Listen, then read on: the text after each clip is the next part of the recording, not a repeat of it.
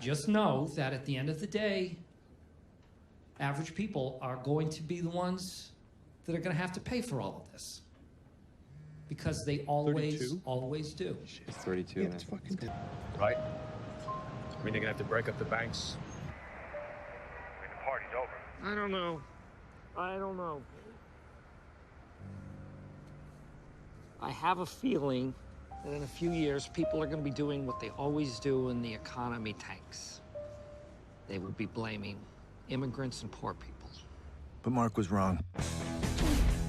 In the years that followed, hundreds of bankers and rating agencies executives went to jail. The SEC was completely overhauled, and Congress had no choice but to break up the big banks and regulate the mortgage and derivatives industries.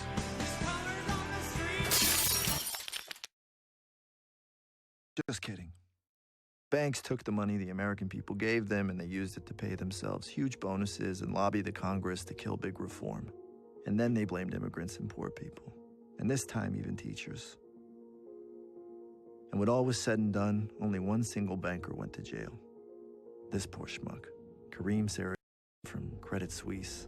He hit a few billion in mortgage bond losses, something most of the big banks did on a good day during the crisis. I thank the gentleman for yielding. Mr. Speaker, I rise in strong opposition to this bill.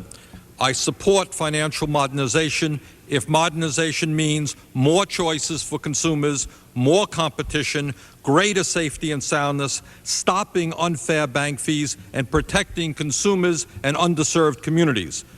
But, Madam Speaker, I believe this legislation in its current form will do more harm than good. It will lead to fewer banks and financial service providers, increased charges and fees for individual consumers and small businesses, diminished credit for rural America, and taxpayer exposure to potential losses should a financial conglomerate fail.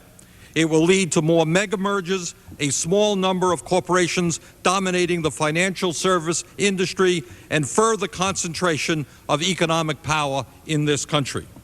It is no secret, Madam Speaker, that bigger financial institutions lead to bigger fees, which totaled more than $18 billion last year.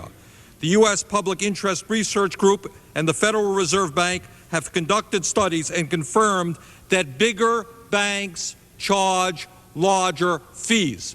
And there is no question in my mind that if this bill is passed, that process will be accelerated. This bill is, in fact, however, good for big banks. But the big banks are doing just fine without this bill. Government-insured banks earned a record $18 billion in just the first 3 months of this year, $2.1 billion more than they earned in the same period last year. At a time of increasing bank fees, increasing ATM surcharges, increasing credit card fees, increasing minimum balance requirements, it is time for the Congress to stand up for the consumers. The big banks are doing fine. Let's protect the consumers. Let's vote no on this legislation. Gentleman's time has expired.